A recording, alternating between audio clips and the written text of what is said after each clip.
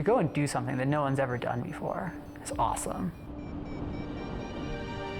To do it because you love it is just spectacular.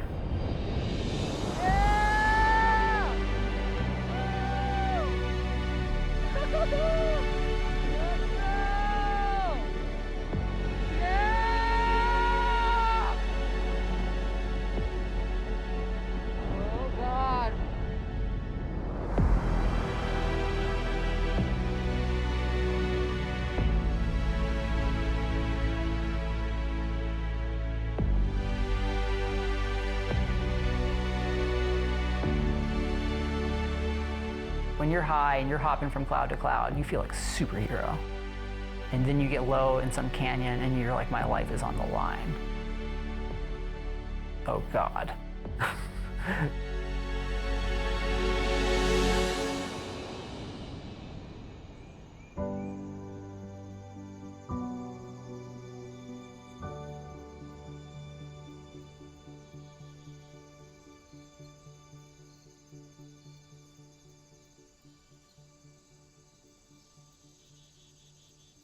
I love human-powered activities. Hiking, flying, riding the bike, going down the river. Not really a motorsport guy. For me, the hike and fly brings together two of my favorite things to do in the whole world. When I came to Colorado, I felt like the state was untapped as far as paragliding potential. There was so much to do here, so much that hadn't been done. And I've always thought, what is the biggest thing I could do here? I had a dream of doing a big fly camping trip across the whole state. I knew that it would be maybe not even possible. You know, I'd really need to be in the right mental space and to also have that just perfect weather window come together, and then have about 1,000 other things, you know, go right. After living here for a handful of years, I realized that there's a great spot to start down above Durango. Yeah. And that flying the whole line of mountains all the way to Wyoming would be the most beautiful, exciting thing I could do here.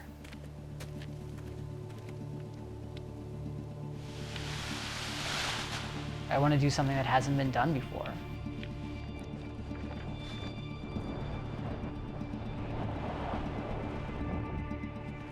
I tried the trip a few years ago and was just shut down by the weather.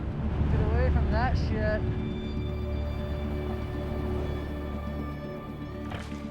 Storms all around. I went for 10 days, but I would fly only for 20, 30 minutes a day before the storms would close in on me. They're super dangerous, so I'd land and get in my tent. Nice to have a tent. And this happened day after day after day. Don't like that. That is ugly. Lightning on top of mountains, really, really scary. A lot of mental time up there, being by yourself. My stuff's way up there. It's probably getting struck by lightning right now. The storms are just moving so fast here that I wasn't able to get off the hill. More storms, more hiding from them. Oh God, we need a better glide than this. Super tense. Fucking hailstorm, man.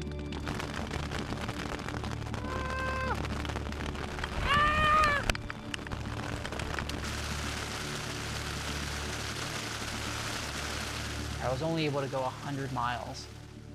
It seems far, but that's what you could do in one really good flight. It was a great adventure. It was the adventure of a lifetime. I mean, it was amazing. But it wasn't the potential. It stuck in my mind as something that I just had to do. I just couldn't let it go.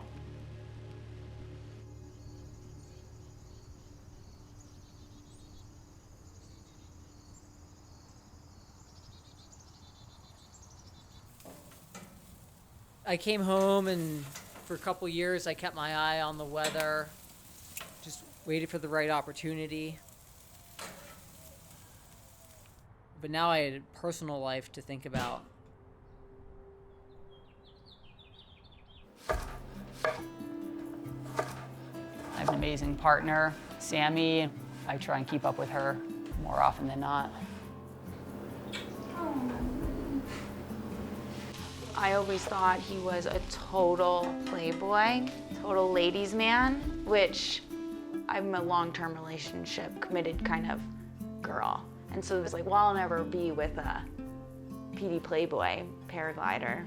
I met him around town, and he is extremely charming, very charming, and funny, and charismatic, and sweet, and very loving.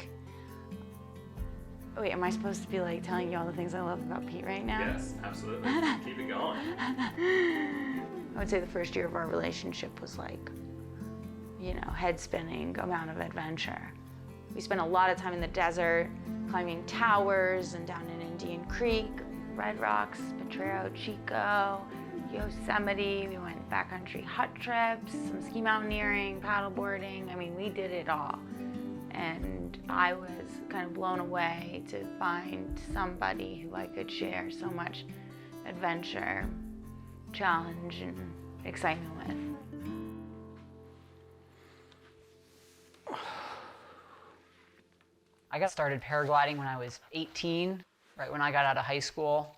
A friend introduced me to it. I was pretty much hooked. I moved to Montana. I was flying there a lot. I spent my summers in Jackson Hole, Wyoming with a bunch of amazing paraglider pilots. I think I had got 100 hours of airtime that first summer. Camping out of the car, getting sunburn, drinking Folgers coffee. I would literally make a giant bowl of pasta and put like Thai peanut sauce on it and eat like half a pound of pasta. I didn't even have a storage unit. Like that was all my stuff. I didn't even have a topper box. First time I ever went tandem as a passenger. It was the only time I hated it. It's cool to see how things have progressed. My name's Pete. I'm gonna be your instructor and your pilot. Okay? When I got out of college, I moved to Colorado and I started doing tandem paragliding for my job. I work as an instructor. I take people flying. And I guide and coach other pilots. It's awesome. I get to share that experience with people every single day. I'm getting nervous. It's okay. It's just such a weird concept, just running off the edge of a mountain. I know. Well, don't worry, I'm getting the hang of it. Yeah, so. Okay, good. Here we go, 3, 2, 1, let's walk. I have 2,700 safe commercial tandem flights and only a handful of accidents. Elbows in and lean back. Good job, Katie. See how there's openings in the front of the glider. Oh yeah. Hands up. Oh my God. It's a big part of my life, you know, sharing the sport with other people. I love it. Oh my God. And right. Oh my God. Guys. Oh my God. We're back. Wow, that was amazing. Thank you. You're welcome. So I remember when Pete first came out here, and we all were very skeptical about the things that he was doing, but his skills were so consistent and his performance was so consistent that you couldn't other than just eventually stand back and say, okay, I think we were just gonna stand back and watch this kid grow. And I did. I mean, my first year here, I flew 3 separate 100-mile flights. My second year here, I got the state record, the furthest flight in the state. A couple years later, I upped that record by a big margin. After I'd done a bunch of really big, amazing flights over the mountains here, I started thinking, you know, well, what else can I do? How can I expand this? What's next? So this idea of doing, you know, a huge trip where you cross the whole state was the next logical step. This year, saw a good weather window. I thought that I could make it happen.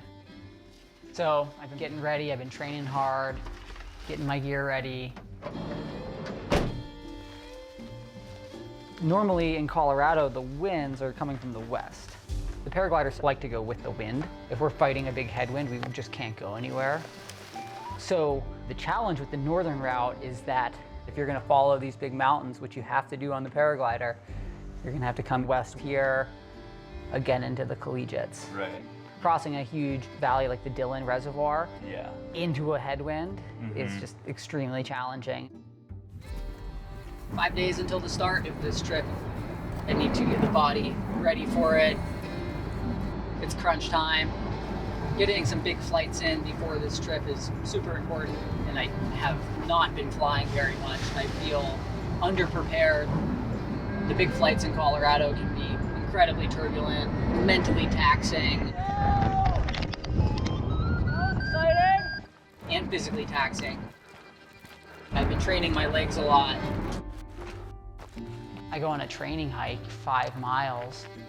It feels like a long way with the backpack on in the high mountains. And then you think the state's 300 miles across.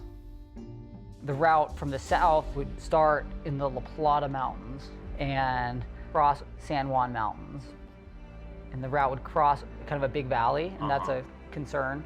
But after you get through, you get up in the collegiate peaks, and the Sawatch peaks. They're kind of dry, so like the water, finding water is a bit of a concern. After passing Summit County, feasibly just ripping one huge flight over Rocky Mountain National Park up into Wyoming. Think you can do a huge flight this last little bit right here? Yeah, potentially.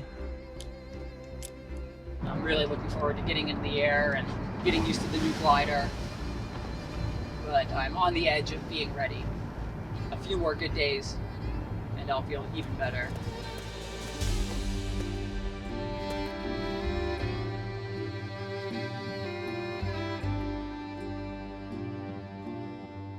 Pete is the only person in Colorado, if not most of the Western United States, that is even trying this. It tests everything, all of your skills, obviously as a pilot, but the weather aspect, to master the weather patterns, I think that, in my opinion, has got to be one of the biggest challenges. You're dealing with all these different microclimates at all of these different altitudes, wind, temperature, and precipitation concerns every single day. It hasn't been done before. It's always cool to do a first, like that's always great. It does have some of the more technical, challenging terrain, I think, of anywhere I've flown. It's just an expression of what you can do with this ball of fabric and some camping gear. You can fly across Colorado. That's pretty cool.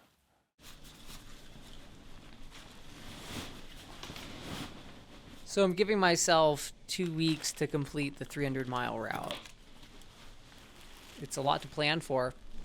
Bring an extra set of beaners just in case. It's a lot to think about.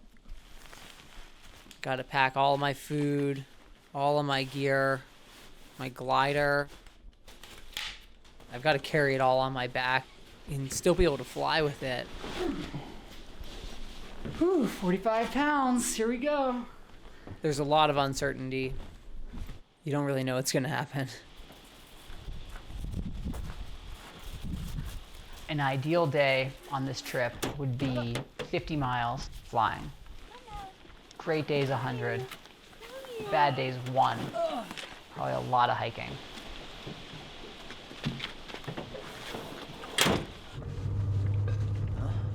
Did you sleep? Yeah, I felt right asleep. What? I felt right asleep.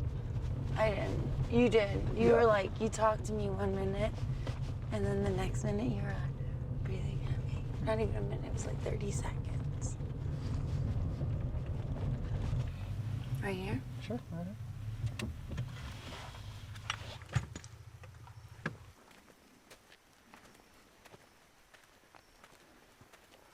So what is, it's an old roadbed? What, the trail? Yeah. Yeah, it is for a little bit. Whoa. There's Parrot Peak. That's so cool. Yeah. I launched right above that building the first time. What a place to begin. Such an epic start point. I'm so happy I came.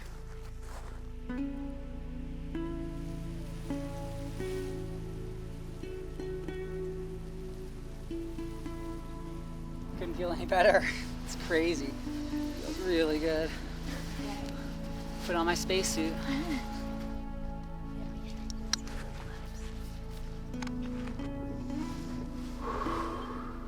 Thanks for coming. I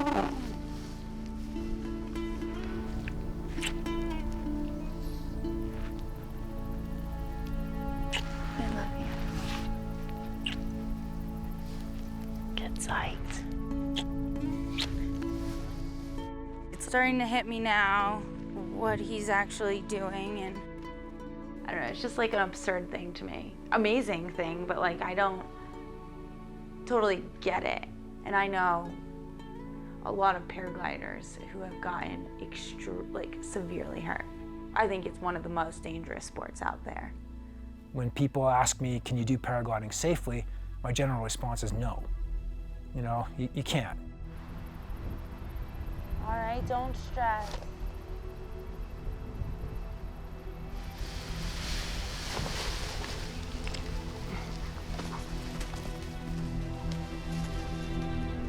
Oh my God, good luck, babe.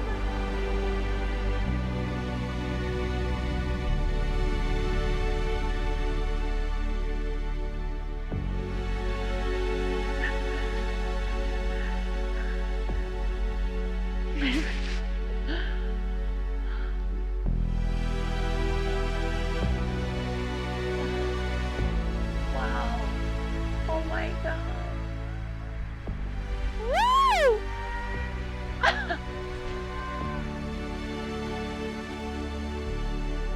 Oh my God. I'm psyched for him. This is gonna be a good day. All right, we're up. First launch of the trip. Woo! Jesus Christ. Here we go.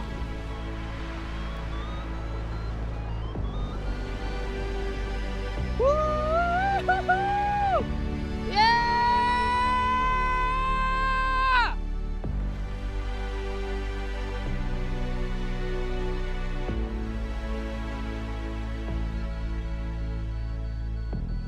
Oh my God, look at the day. Oh God, I can see it in the clouds.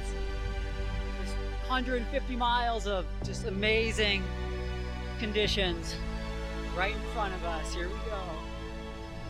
Woo! 8 meters a second, that's good. That's a record climb right there. I cannot believe this is happening. 17,000 feet. First glide of the trip. Got New Mexico behind, and 300 miles of mountains between here and Wyoming. Amazing. This is amazing. Paragliders are the world's worst performing aircraft. They're terrible.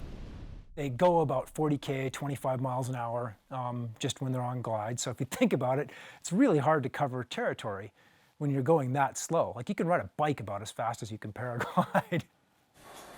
Paragliding is basically a parachute that's really long and skinny so it glides well. It's completely constructed of nylon. It's made on a sewing machine. It glides at about 10 to 1. So if you're a mile high in the sky, you can glide about 10 miles. It's basically a big kite that you're riding underneath. You can control it, but it can control you also. We've all seen hawks over the highway doing circles. Just like a hawk circles up, that's what a paraglider does.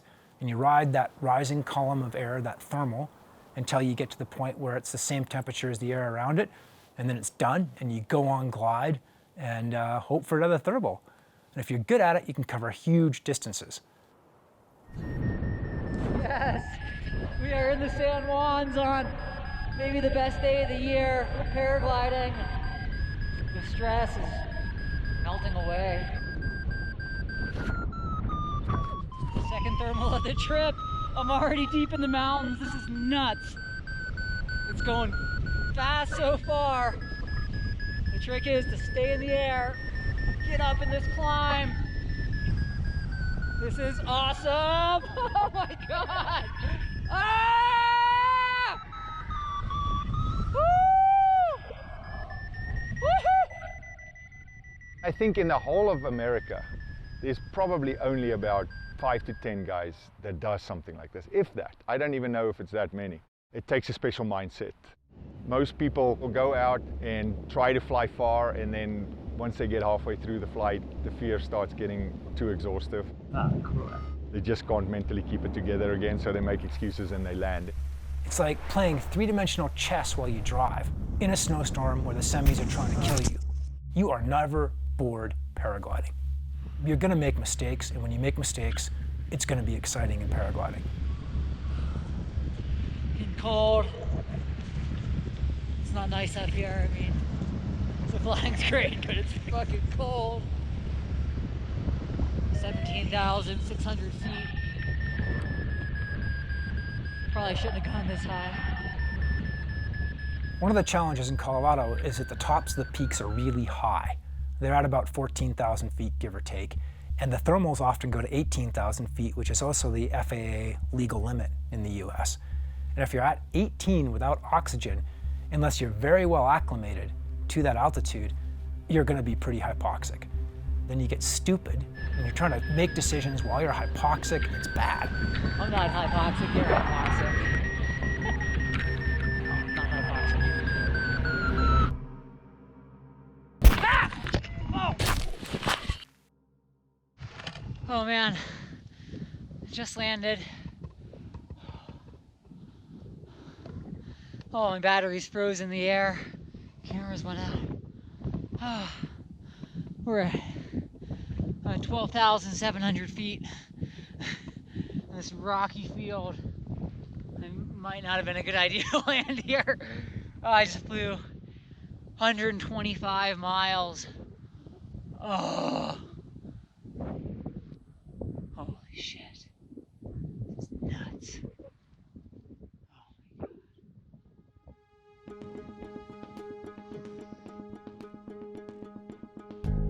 I flew over the entire range of the San Juans, Telluride, Silverton, Lake City, 14er after another, and then landed on a really high peak above Monarch Pass. My second biggest flight ever. That's a good day, but there just aren't that many good days. You probably get 2 or 3 good days a season, or maybe 5. You have to really watch out for thunderstorms, especially in Colorado. They get this monsoonal flow, which is moist air coming in from the south into Colorado, and it reacts to the dry air and the thermals in the mountains and builds huge thunderstorms. Like, some of the most impressive thunderstorms I've ever seen in my life are at 3 o'clock in Colorado. And if you're on a glider, you should be scared shitless. Ideally, flying over the summertime would be the best time to get the best, most stable weather over the highest peaks in Colorado. The summertime would be the most stable. But I know that's not always reasonable. And even in the summertime, you're going to have days, especially in the afternoons, where the weather is changing. What you really want is to wake up to a clear morning with light winds and no clouds around. That tells you that it's going to be a drier day. Flat clouds, no big deal. The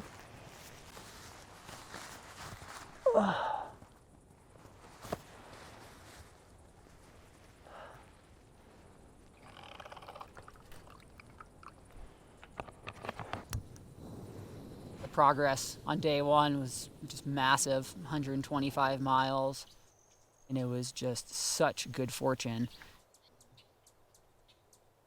That's so cool. I planned the start of this trip weeks ago, and there was no clue as to what the weather was going to do, and it ended up being like the best day for flying of the summer. Today, start of day 2, I really hope to fly up to Leadville. That would be amazing. Forecast is really good for flying. Light winds from the southwest will push us maybe even up into Summit County. If I got to Leadville today, I'd be about 170 miles in. Holy shit. Might actually do it this year. Oh man.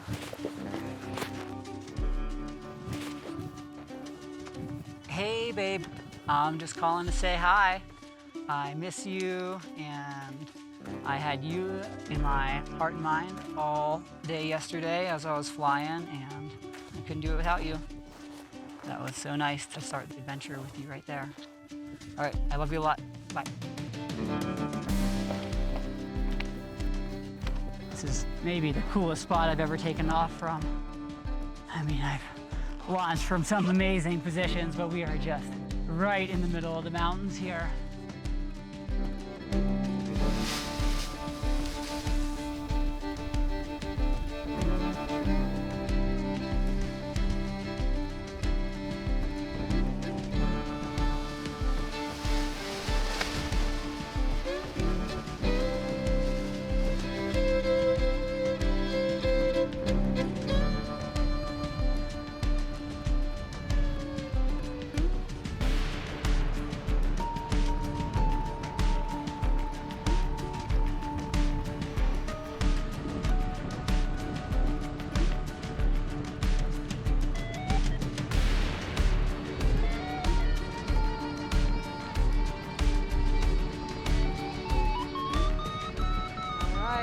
First climb. Gotta love that. Woo!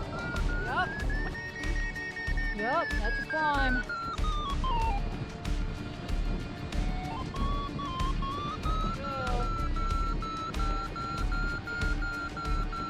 Oh yeah. Yeah,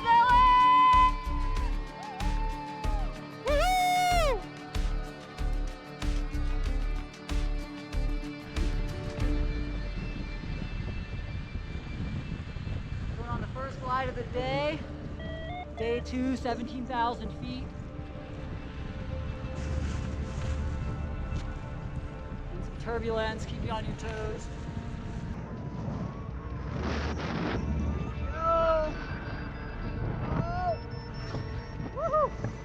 Woo! Woo!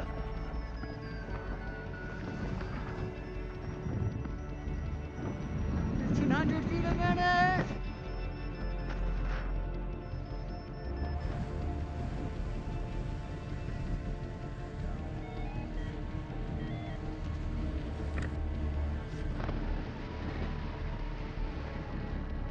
Super unorganized lift here.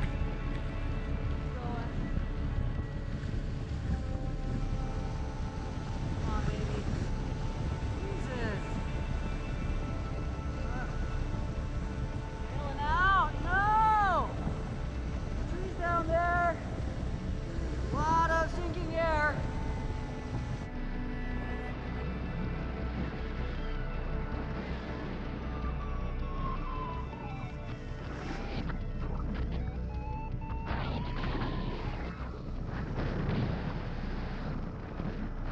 Day 2, 40 miles in, and I ran out of lift. I don't know why. The day looks so good.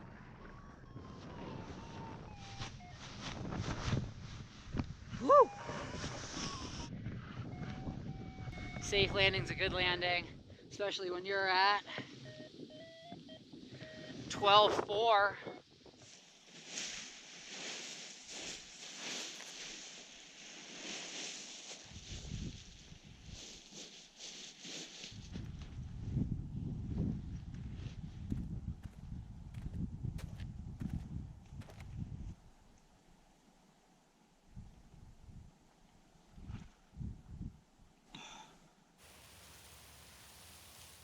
It's about 4 o'clock on the second day.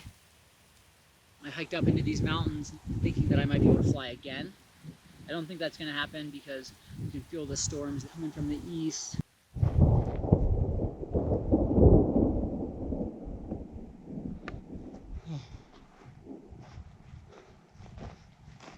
Yeah, I don't like storms in the mountains. That's the only thing about being up high.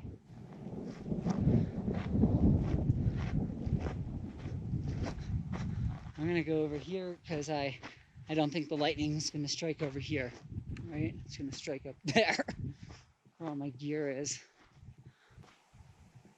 Just kind of freaked out. Lightning really scares me.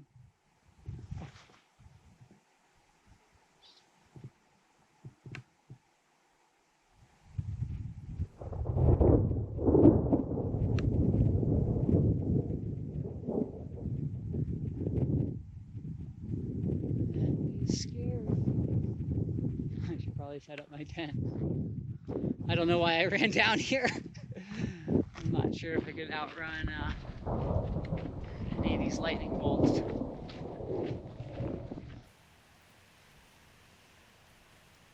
165 miles in 2 days is beyond my expectations, and it's all been by air, and I haven't hardly had to hike at all.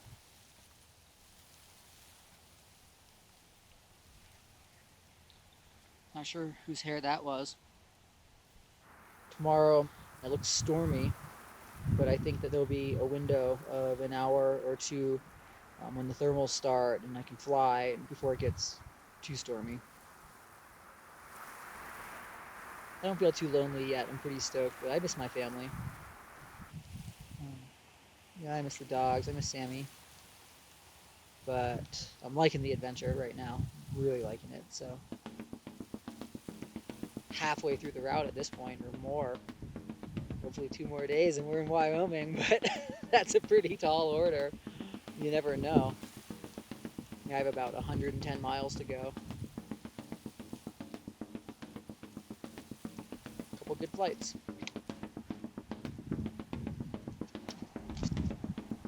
What Pete's doing is something, I don't want to say it's like avant-garde, but it's kind of, in a way, a little outside of the box. I like to think of what Pete's doing in paragliding as where climbing was in the 60s and 70s.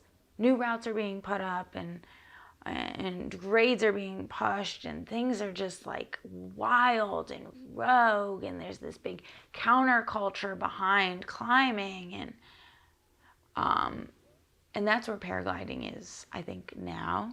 And Pete is on the forefront of that. No one's going out there and doing this. I'm not like jumping on the bandwagon. I want to show that it's possible. Right now, I'm like, you are landing on the East Coast of America for the first time back in the 1600s, and no one knows where you're going. And call me when you get there.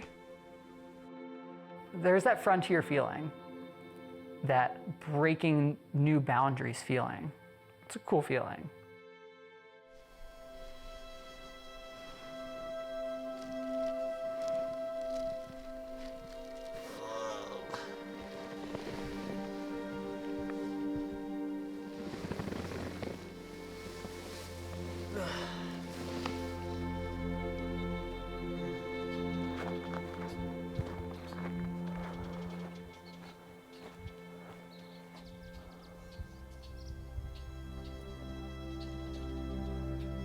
Got some elk over here.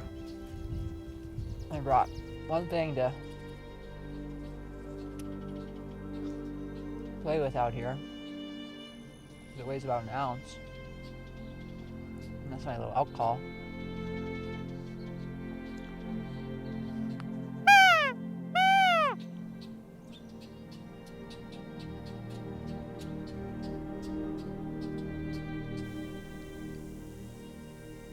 It was cloudy this morning, but it cleared up, so I'm gonna go and get my flying kit ready. I think the flight today will be short because it's gonna storm. I just hope to get some distance in, chip away at it the next couple days. I don't think the flights are gonna be huge, but you know, if you're tactful, you can get in a quick flight of an hour or so before it starts storming.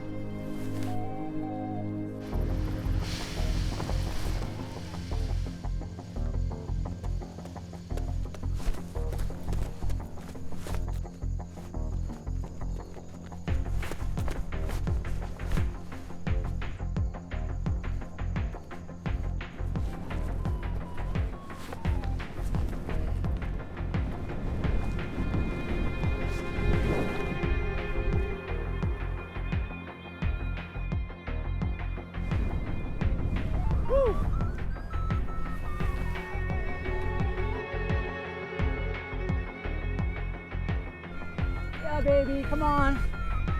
10th start. Not a lot of lift. Settle in. Don't lose it.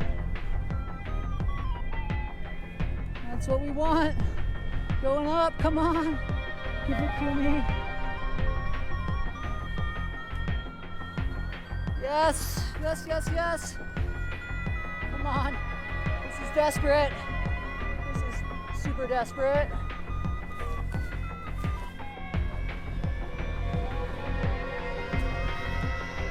But it's getting better.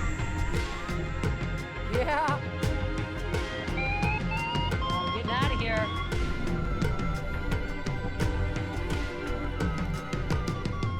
It's working.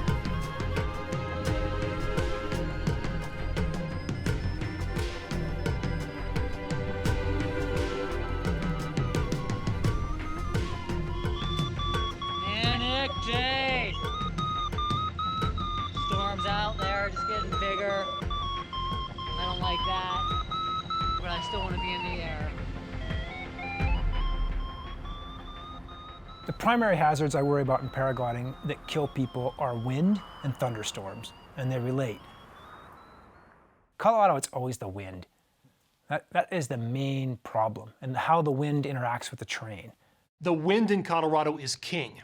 It determines everything. We've got places at 5,280. We've got places at over 14,000 feet. The air is moving between these two places, and it's rising as the sun heats the mountains differently than it heats lower elevations. That air rises and it initiates that thunderstorm building process that we see almost every single day in the summer. Whoa. Super thrown around. Thunderstorms can suck you into them. They tend to have these big inflows, and it feels great. You're like, I'm going up, this is awesome. Then you're like, oh no, I'm under a black death monster going up. It's not good. I'm not super happy right now. And then thunderstorms also drop out moisture, and that creates gust fronts, which are very strong winds that race across the ground. If you're trying to land in a gust front, it's not going to go well. Come on, Thompson, you got it! Ah! Woo! Glider's coming down. One of the things about Colorado is that there is a different microclimate at each altitude. Temperatures vary, wind varies, precipitation varies. It's all driven by the sun and the different heating patterns in Colorado. So he's got to worry about the turbulent factor. Just launched on the second flight of day 3. Landed at 13,300 feet because the air was all sinking and I was gonna end up in the valley. Waited 10 minutes, conditions seemed to improve. Trying to go north and the weather in that direction looks amazing. It is just terrible to the south. That thermal's dying.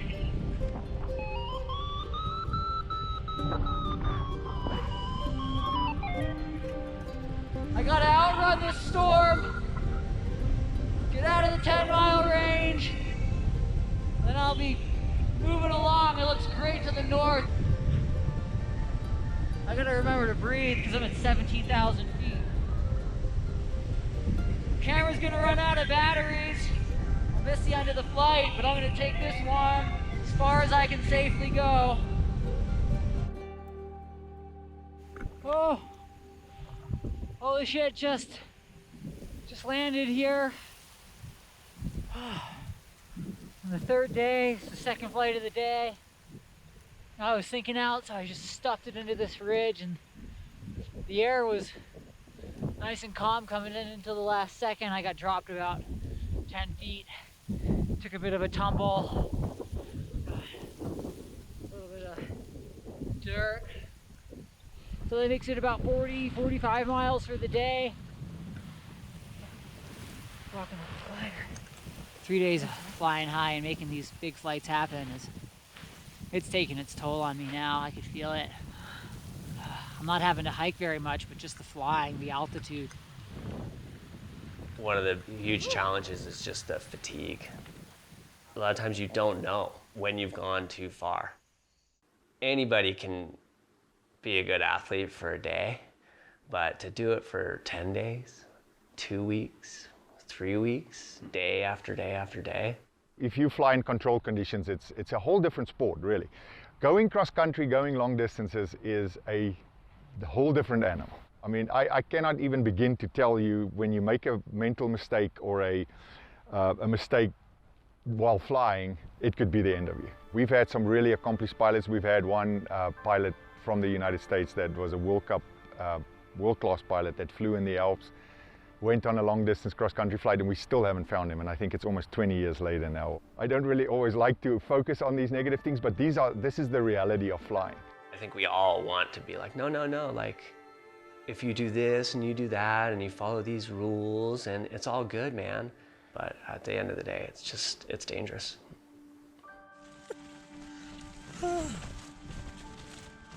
It was a really, really challenging day in the air.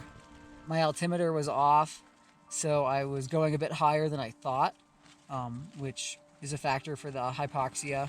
You know, I thought that I was going to be stopping at like 17,000 feet, 17.5, and I was going way higher than that. And I started feeling pretty loopy, and I realized, like, I'm way higher than this thing says. If you're hypoxic and cold, which are two problems in Colorado, it's a lot harder to stay focused. Hypoxia affects the body in a very particular way. As you go up in elevation, your body has less oxygen to work with, a lower percentage. So your body has to work harder, your heart rate increases, it affects your judgment, all of these things. If you're doing it day after day where you're banging out like 100-mile flights or whatever, it burns you out. And when you're tired, you don't make good decisions. You may look at the forecast a little bit differently. Maybe you don't see that storm. Maybe you think it's going in a different direction than it is. Your judgment is just a little bit impaired, and so that could affect your decision making, especially with a weather forecast. Oh, this is nuts. Oh! Feel a little silly holding this metal pole, watching the lightning strike. Tucked in so I'm not going to get blown off the mountain. I got my trekking poles over here so if they can get struck by lightning, I'll be in my tent. I'll be listening to music I won't even know. This is the part about this that I don't like. Oh, it's kind of boring.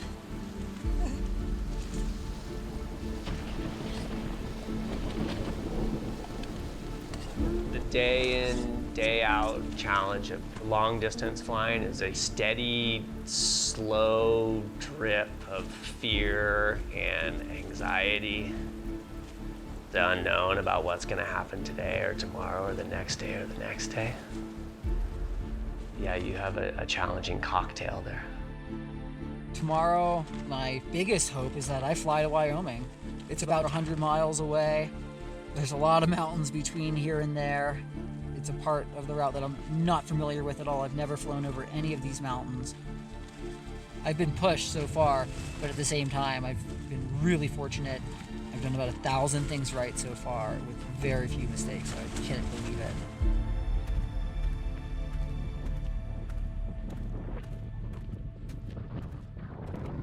Morning of day 4.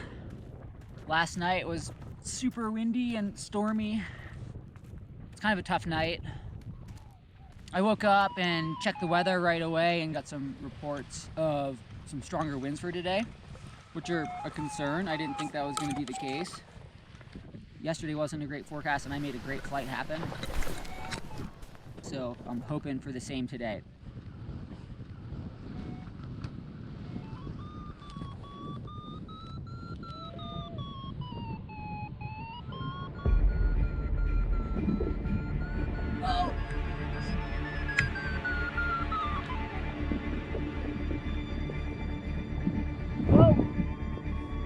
Bad here, this isn't good. It's too windy. Really fighting this wind here. Sucks.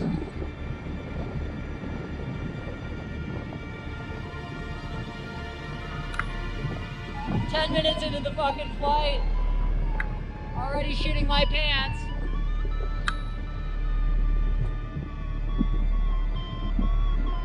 I don't think it's gonna be a great day for flying. I've already gotten pretty scared.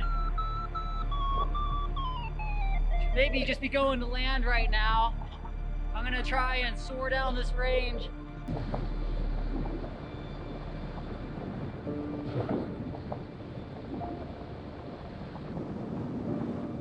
It's just too windy to be in the air. The storms are closing in. And I'm feeling the last 3 days, all the high flying and the high camps. I'm really beat down. I wanted a big flight. I wanted to, make Wyoming today, but I'm still 80 miles away.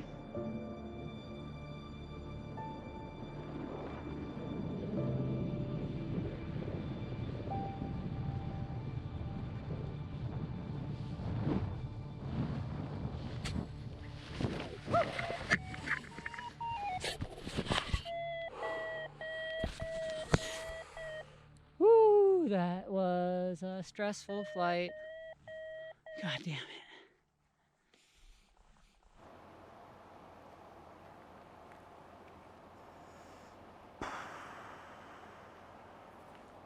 It's going to be too windy for the next 3 days, maybe 4. So I'm going to try and hike myself into a good position for when the weather gets good for flying. I'm gonna try and get to a road out here without getting my boots wet. I've got 30 more miles to go north at least before getting to some places where I could take off, because I'm in this funky zone of just Colorado hill country.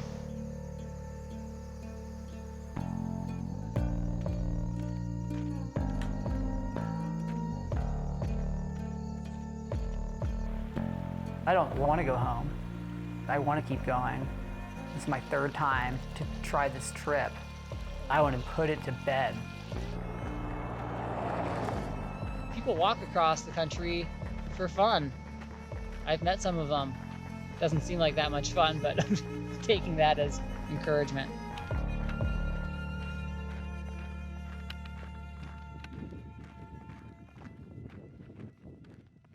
Pete made it very, very adventurous from the very beginning. He was actually 2 months premature. Scared the heck out of us. You could fit him in a little shoebox, really. But it was an adventurous beginning, for sure. My parents are pretty adventurous in their own way. My mom always said that I wasn't raised by stamp collectors. I had plenty of encouragement growing up to go to the top of that tree. But you better be able to make it back down, because we're not going to come and get you. As a child, I had a huge amount of personal freedom, so I would do a lot of adventures by myself. Climb higher, run faster, get out there and have some fun. I was like 10 years old and my parents got me a climbing rope and a harness, and we started rappelling off the roof of the house and out of all of the trees. I still shake my head of why they ever did that, but encouraging parents led me to be a very adventurous person and independent. Whatever he was doing, he did it at a pretty high level and was pretty proficient at it, so, that we were confident in his ability. Yeah, we trusted his judgment and for most things, which may have not been a smart thing to do, but so it's worked out. Pete is the type of person that anything he sets out to do, he will do. So I expect that he will do it. I expect that.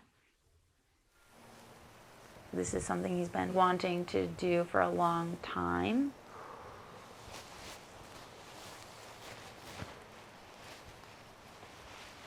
Today we'll test my little mental wherewithal. I wish I could get up and fly some big distance today, but I can't. So what are you gonna do? And I can't sit around here. There's nowhere to take off anyhow. I can't just stay here and wait. I need to keep moving. gonna hike north.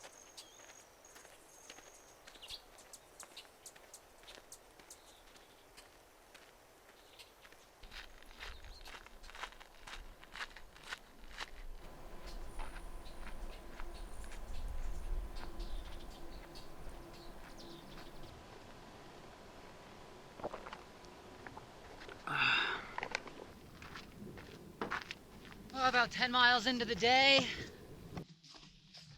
Back roads turned into smaller back roads, turned into logging clear cuts, and I'm back on a road again, kind of. It's nice to crawl over some logs and get on some streams like we have right here. Just got a glimpse of the forecast. It's really windy for like 4 days, so probably means I'm not going to be flying anytime soon. Woo! That's cold! Oh! I always envisioned myself flying this part of the route, so it's hard to be on the ground for it, and knowing that I might not get back up in the air. I don't know. Might just go head down and hike it out. Try to smile the whole way, but I'm sure I won't.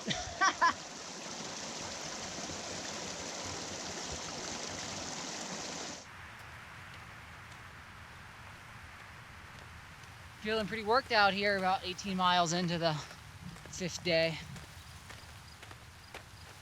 Ended up being a little more work than it looked like on the map. Ran out of water a little bit ago, so looking forward to finding some. Brutal. It's kind of heart-wrenching. I'm looking up at the sky today. It doesn't look like a great flying day, but man, I'm looking up and I'm feeling like I could have made something happen in the air today. Just, I guess I made the wrong call on that, I don't know.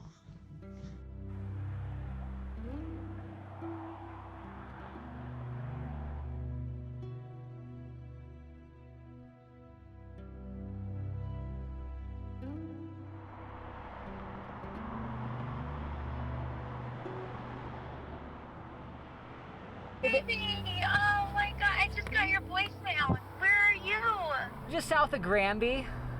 Oh baby, so how are you doing? Good, except it's super windy forecast for like 5+ days, so. Are you hiking? Yeah. Holy shit, with your pet? Yeah, with my glider. So like, what are the options you're weighing? Thinking about just hiking it, but it seems pretty brutal. I'm pretty tired right now. We could bag it, or I could come home and come back out here. What do you think? People see PD and I as this, high-powered, high-octane adventure couple. There's a lot of expectation with that, and people think that's all we do. But the truth of the matter is we love to just kind of be home. That whole nesting thing is pretty real. And that's secretly a big part of our lives and helps us balance out behind the scenes, the high intensity part of it. There is a part of me that just wants to have a family and be a mom and bake cookies all day and play with the dogs and not have to deal with worrying about him and whether we're gonna live till we're old and gray together.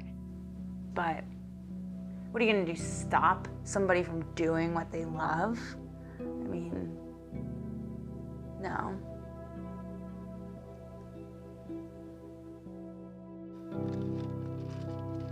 Obviously, I want you to come home, but I really support this mission, and maybe things will change and you'll knock out a couple 5-10 miles here and there. Yeah. I keep walking until you feel like you just know for sure what you want to do.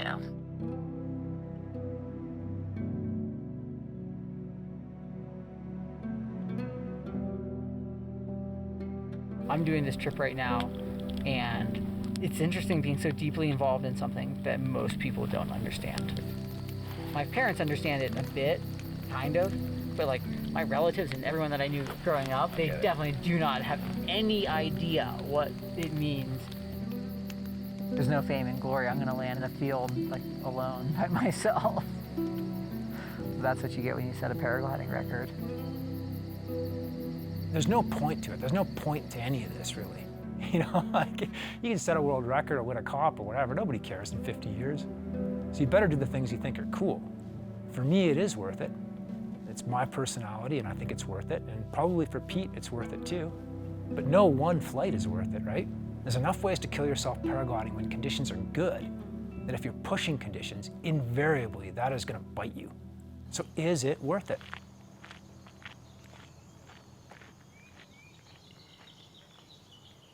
So when I'm trying to make the right decisions to take off, to stay on the ground, I gotta keep my ego in check.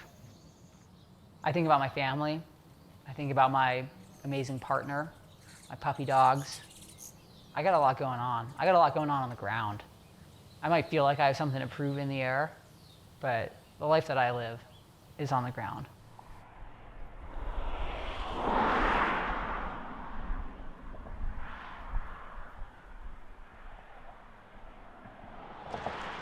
I'm about 65 miles from the Wyoming border. Last chance for a flight would be maybe the day after tomorrow. But right now the forecast is really bad for flying paragliders.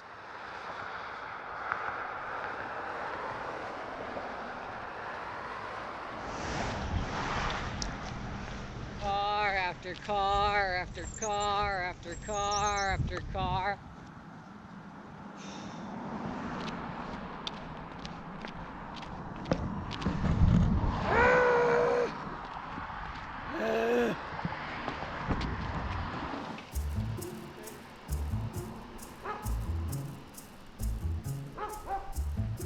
Hello, could I have a double hamburger and I'll have a sundae with hot fudge.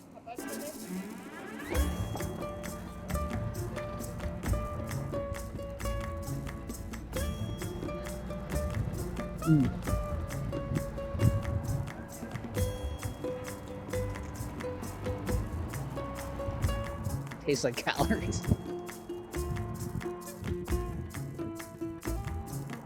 Oh man, this is definitely making the best out of being on the road.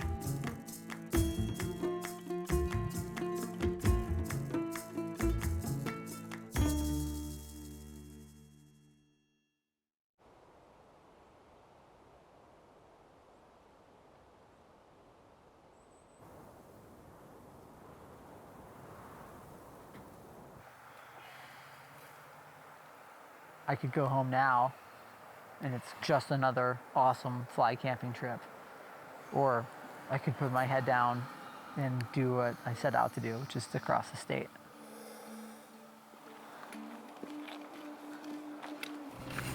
Rocky Mountain Park, day 7?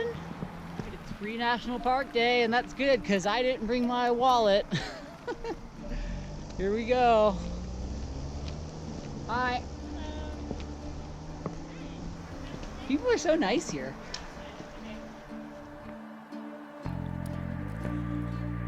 After about 10 miles on this road, I'm gonna get on a trail and I'm gonna get up in the high mountains. Just because it's pretty doesn't mean my legs don't hurt. Ugh.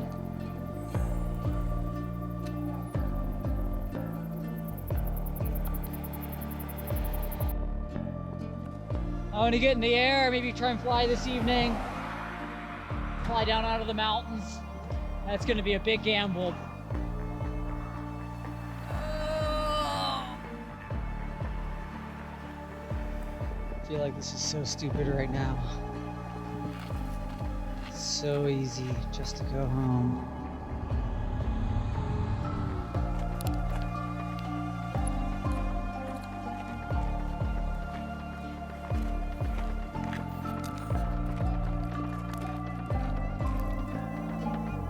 Easy to say when you're at home. Oh, the weather gets bad, I'll just hike 80 miles. Okay.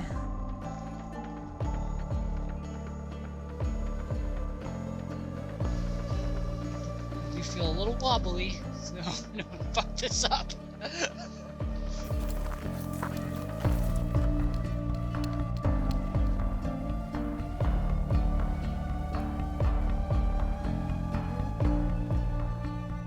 Early on in the trip, I didn't realize how windy it was going to get and that I would be fully grounded.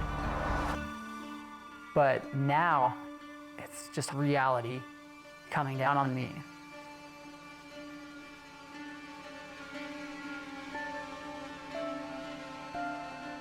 Hey, homie, what's happening? Seeing how you're doing. You're getting kind of pummeled by wind, I see. Maybe it's just time to stop walking. But dude, don't call it. Just walk. Bye. When in doubt, listen to Zach. All right, day 8. Woke up high in the mountains again. Did about 20 miles yesterday. Today's gonna be another big day of hiking. Today I hope to walk 15, 20 miles. It looked pretty good in the air. Conditions were maybe doable, but you can't fly in the national park. And so I was just grounded again. It's just soul crushing. Saw a big bull moose and I had to go around it and I lost the trail after that. Waiting for one to pop up again. Kind of a scary thought. Hey, moose! Hey, moose! Hey, moose! Hey, moose!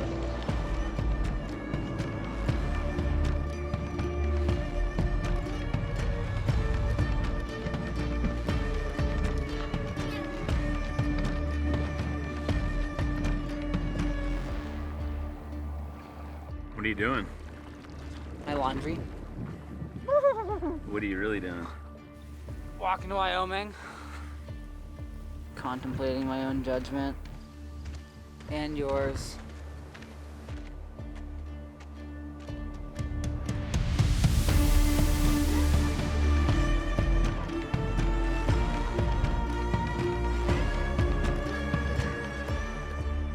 About 15 miles in.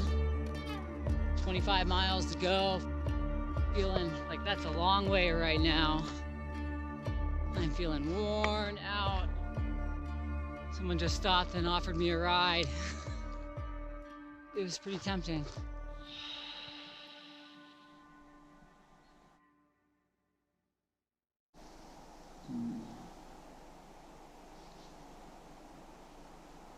Morning of day 9. It's the coldest day of the trip. Legs are sore. I want to do a huge day today and finish the route. I don't feel like splitting it into 2 small days. The thought of waking up and having to do this again tomorrow isn't that enjoyable.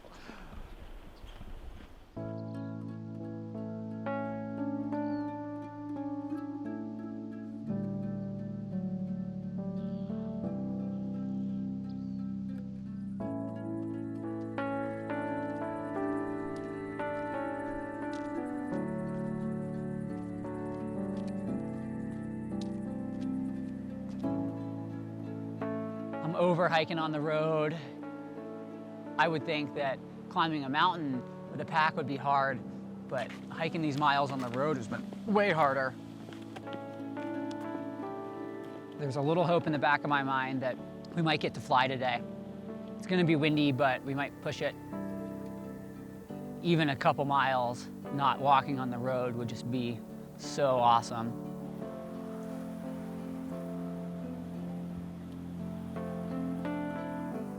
I never imagined that I would walk 100 miles on the road, pretty much ever in my life. That was not in the plan for this trip.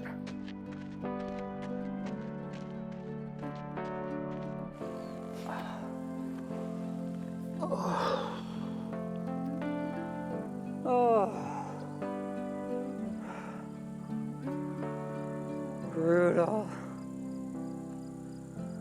I'm so beat up.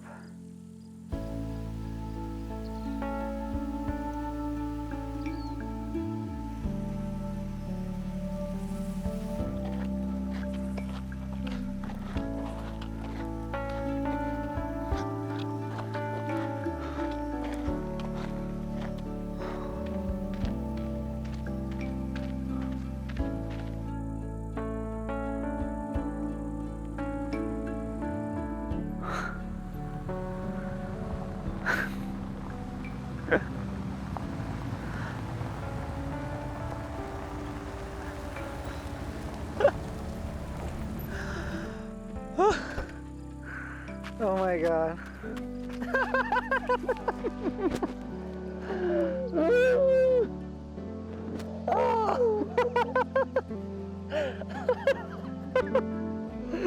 Oh my gosh. I can't. Oh my gosh. Oh my God. Where did you come from? So I canceled work and I was like, I'm gonna find him. I found you. Oh my God. Come here. Me too, me too.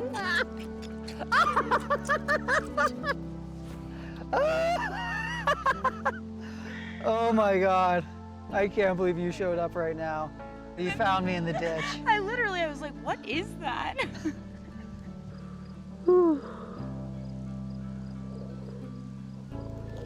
How much more do you have to go? Oh, 7 more miles. But I'm so done. I'm gonna do it with you. Oh my gosh. I'm gonna walk with you, okay? Last push. I know. That's not even half of a day hike for us. Oh yeah, I'm gonna try and fly up here. If we can get up there in time. How far is that? A couple miles, I don't know. Okay. Not too far. Well, we're gonna make it.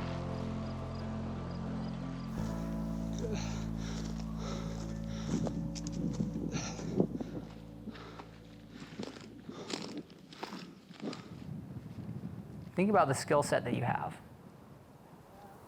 Think about how you can expand that and how you can stretch that into a greater accomplishment. What would you gain from that? That realization of your ultimate potential. Go out there and find it. Push yourself. You'd probably find something that you didn't know that you had. All right, guys. Good luck, babe. Have fun. I can't believe I get to be here for this part. I'm so glad you're here.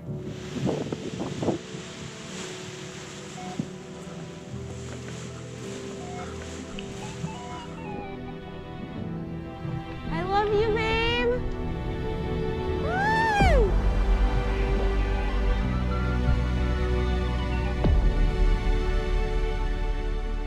He's one of those guys that's gonna go down in the history of paragliding. And not that any of that notoriety matters, but it means that he's a visionary. And that's what I admire.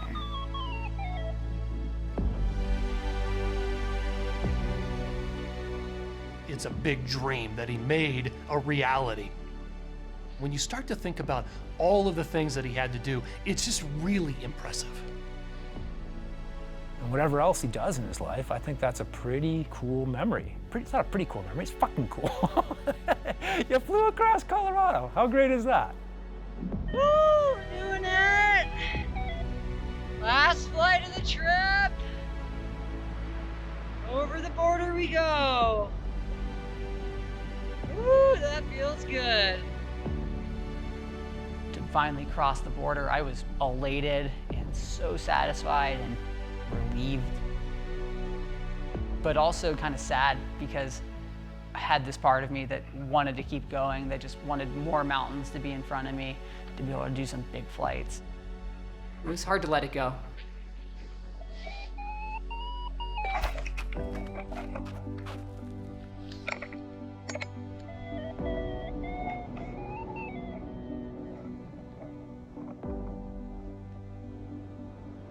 There's this sense of satisfaction, but then also this feeling of what next? What do I do now? I'm gonna take me on up above the clouds today. I'm gonna take me on up. Gotta roll my fears away. Cold winds are blowing, clouds have turned to rain. It's a long way from home. Set me free. Come fly with me. Now set me free. To the wild blue. Now take me on up. Just to see what I can see. I'm gonna take me on up.